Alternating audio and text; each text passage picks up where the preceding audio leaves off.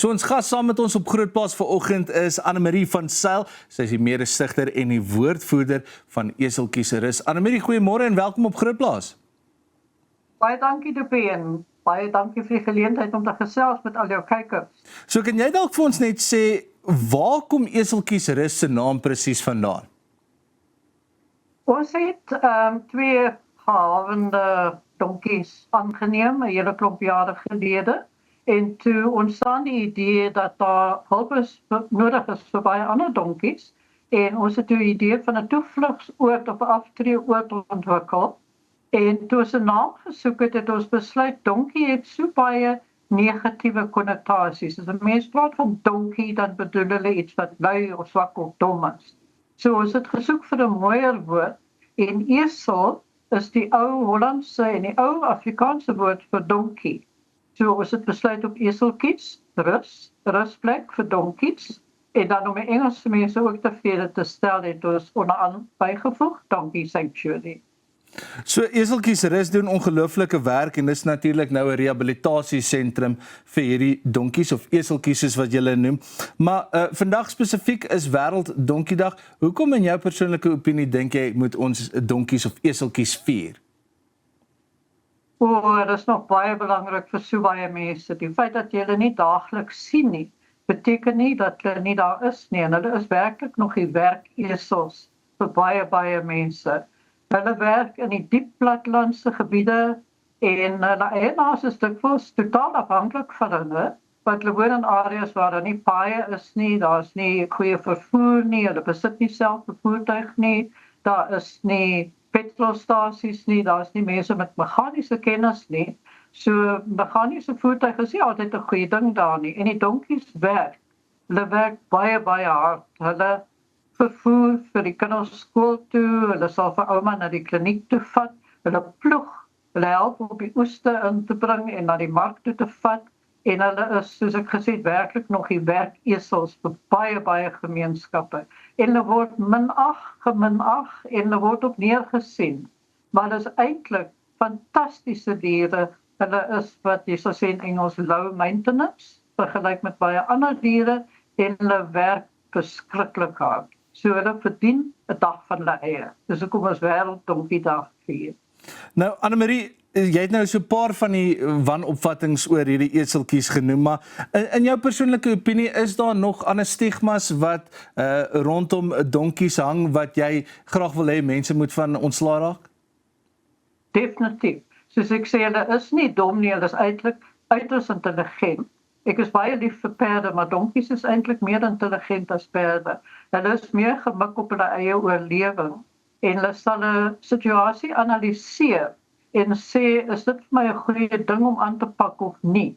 En as hulle dink nie, dan sal hulle bly staan en dit is hoekom mense dink hulle is steeks.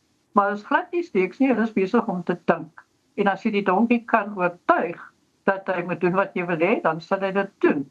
Die ander wanoppassing is dat hulle nie pyn of ongemak ervaar nie. Die Engelse woord is stoical. Ek weet nie of stoïs iets beteken nie, maar dit is vreeslik verdraagsaam en geduldig. En dit is al uitgevind, hulle wys nie pyn of ongemak nie, maar dit beteken nie dat hulle dit nie ervaar nie. En waar 'n perd sal sê, ek ontwikkel koliek, help, sal 'n donkie net alles stiller raak.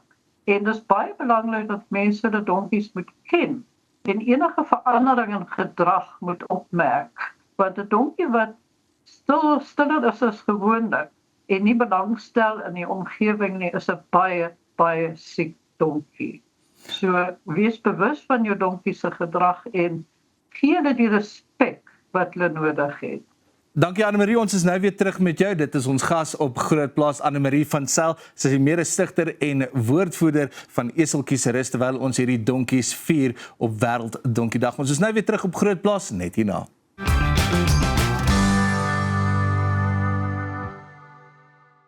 Welkom terug op Grootplaas en ons gas saam met ons vanoggend op Wêreld Donkiedag is Annemarie van Zyl, die mede-stigter en woordvoerder van Eseltjies se Rus. Ons het nou al 'n bietjie gehoor hoe oulik is hierdie donkies en hoe intelligent is hulle actually. Maar Annemarie, kan jy ons dalk 'n bietjie meer vertel van die daaglikse versorging van hierdie donkies wat hulle kry by Eseltjies se Rus? Ja, met plesier. Ons probeer die hoogste kwaliteit versorging aanbied. Hulle word soggens ontbyt gevoer, ons strooi droë gras en haver uit en elke donkie word versigtig dopgehou om seker te maak dat hy soos normaal eet. Nadat hulle geëet het, dan word hulle versorg, hulle word geborsel, die hoewe word skoongemaak om modder en klei miskien uit te krap. Hulle oë word skoongemaak, as die oogies 'n bietjie traan, dan sal die vlieg daarom aanpak.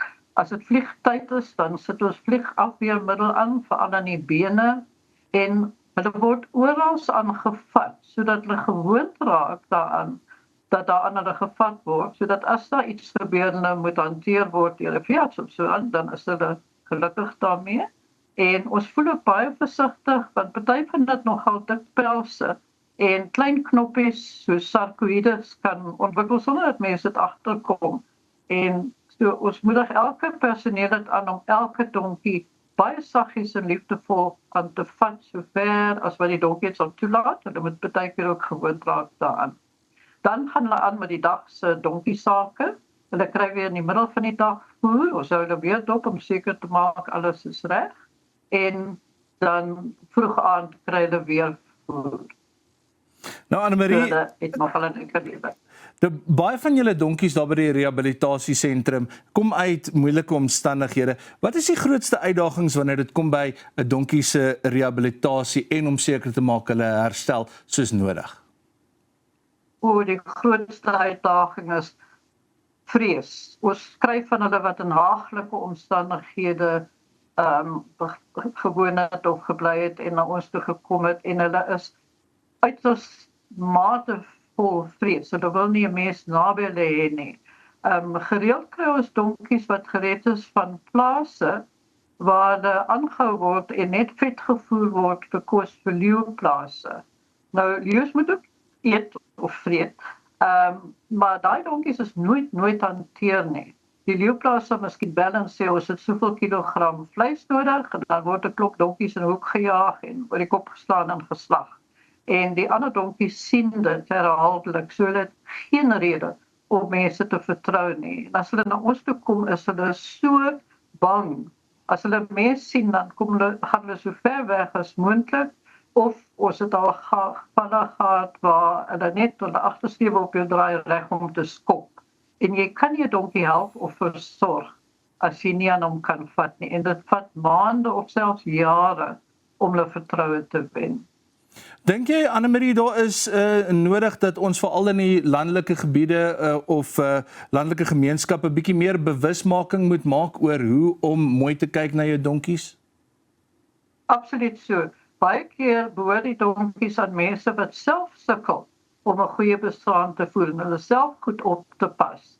En ons wil vir hulle leer dat hoe beter jy jou donkie oppas, hoe gesonder en sterker jou donkie is, hoe beter sal hy werk vir jou en hoe meer sal jy baat daarmee.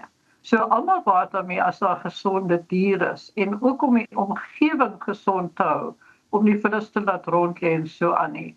So ons doen uitreikprogramme waar ons vir eienaars van donkies in die diep landelike gebiede leer hoe om die donkie korrek te versorg, sodat hy 'n goeie lewe kan hê, sodat hulle 'n goeie lewe kan hê.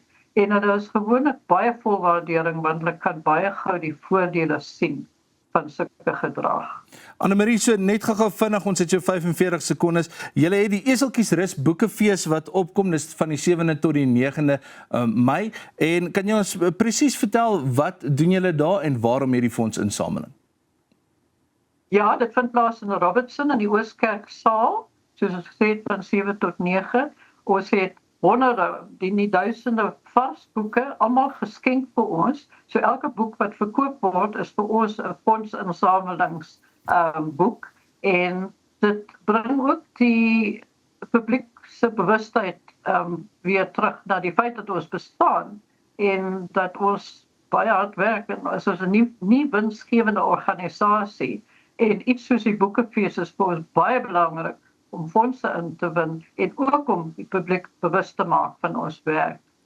Annemarie, baie dankie vir julle wat natuurlik die amazing werk wat julle doen by Eselkieseres en dat jy saam met ons gekuier het op internasionale wêreld donkie dag. Dis ons gas op Grootplaas vanoggend, Annemarie van Sail, sy is die mede-stigter en woordvoerder van Eselkieseres. Dis alwaar vir ons tyd het vir Grootplaas vir vandag. Ons hoop jy het dit saam met ons geniet en dan kuier ons weer maandag.